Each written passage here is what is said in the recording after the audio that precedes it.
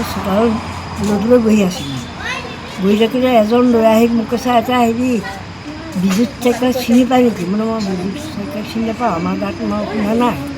কৈছে আপুনি চিনি পায়নে? কি দৰবাৰ কথা কৈ থাকা? মই মানে কোন মানুহ ঘূৰি নাইছোঁ। কৈছোঁ এইটো আপোনাৰ হেৰিয়াত বিচা বুলি কয়, পাটনাত দিছোঁ চিন্তাই আপুনি এইটো বিচা বগাইছে বৰ ৰাখিছে। কাৰণ মাৰি লৈ গ'ল, লৈ মইতো দুখ পাইছোঁ ভিতৰত অকণ মোৰ চেইন মিলে কলেজৰ ল'ৰা দুজনে চাইকেল মাৰি হেজাই মই পালোঁ। এতিয়া কৈছে এতিয়া আপুনি বহকচোন, বহি থাকক, আপুনি ইমান নকওক। তাৰপৰা মই মানে সেইটো বহি আছোঁ, আমি কপিয়ে খাওঁ অট'কে যে তেনেকৈ এবাৰ থৈ আহিব মইতো নাজানো।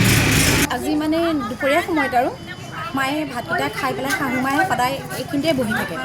তাৰপিছতে আজিও সেই ঠিক আগৰ দৰে বহাৰ দৰে বহিছে। বহি থাকোঁতে আমাৰ বাইদেউ আহিছে। বাইদেউ এই সন্মুখৰ ৰুমতে শুই আছে। ময়ো ভাত খাই পেলাই তামোল খাই মই বোলো তামোলকণ খাম একেলগে। তাৰপিছতে মায়ে এইখিনি পৰা এনেকৈ গৈ আহি বহিছে। মই পিছফালে বাচনকেইটা ধুই আহি পেলাই বহিম বুলি ভাবোঁতে চিঞৰিছে বোলে হেৰি মা এনেকৈ এওঁক মানে চিঞৰিছে। তাৰপিছত কি হ'ল? মায়ে কৈছে আমাৰ ল'ৰা দুজন আহিছে, আহি পেলাই ঠিকনা সুধিছে, নাচত মানুহৰ নাম সুধিছে। এতিয়া মায়ে ক'লে যে মইতো চিনি নাপাওঁ, পিছফালৰ পৰা সোণৰ চেইনডাল টানি পেলাই লৈ গুচি গৈছে। আমি এটাই বিচাৰোঁ, ৰাস্তা কাষৰ ঘৰ প্ৰতিখন ঘৰতে এতিয়া লক্ষ্য কৰি লৈছে চোৰে, আৰু যাতে এনেকুৱা নহওক আমাৰ দৰে। কাৰণ মই 17 বছৰ হ'ল বুলি ক'লোঁ বিয়া হৈ অহা, এয়াই প্ৰথম আমাৰ ঘৰত চোৰ হৈছে।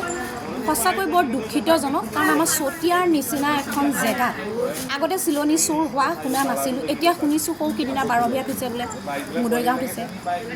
গতিকে এনেধৰণৰ যদি চিলনী চোৰৰ যদি প্ৰকোপ বাঢ়ি যায় তেতিয়াহ'লে কেনেকৈ হ'ব? মই কৰজোৰে কাতৰহে কৰিছোঁ, প্ৰশাসনে ব্যৱস্থা কৰিব লাগে যে প্ৰতিটো ৰাস্তাৰ মুখত যাতে বহুত দূৰৰ পৰা যাতে কেমেৰাই ঢুকি পায় যে কোনখন কেনেধৰণৰ গাড়ী সোমাই আহিছে, কেনেধৰণৰ মানুহ সোমাই আহিছে, কোনখন ঘৰত কি হৈছে। অন্ততঃ সেই মুখতে ৰাস্তাটো দি যেতিয়া সোমাই আহে তেতিয়া গম পাব।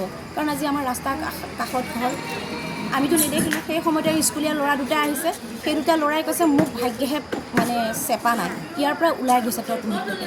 যাতে এনেকুৱা নহওক তাকে কামনা কৰিছোঁ। বহুত মানে দুখ লাগিছে, কাৰণ আমি মহিলাসকলৰ নিৰাপত্তা একেবাৰে নাইকিয়া হৈছে বৰ্তমান। কাৰণ চোতালত, ঘৰৰ চোতালৰ পৰা, ঘৰৰ ভিতৰৰ পৰা যদি আহি পেলাই যদি এনেধৰণৰ ব্যৱহাৰ কৰি পেলাই লৈ যায় তেতিয়াহ'লে আমি কেনেকৈ থাকিম? চতিয়াৰ নিচিনা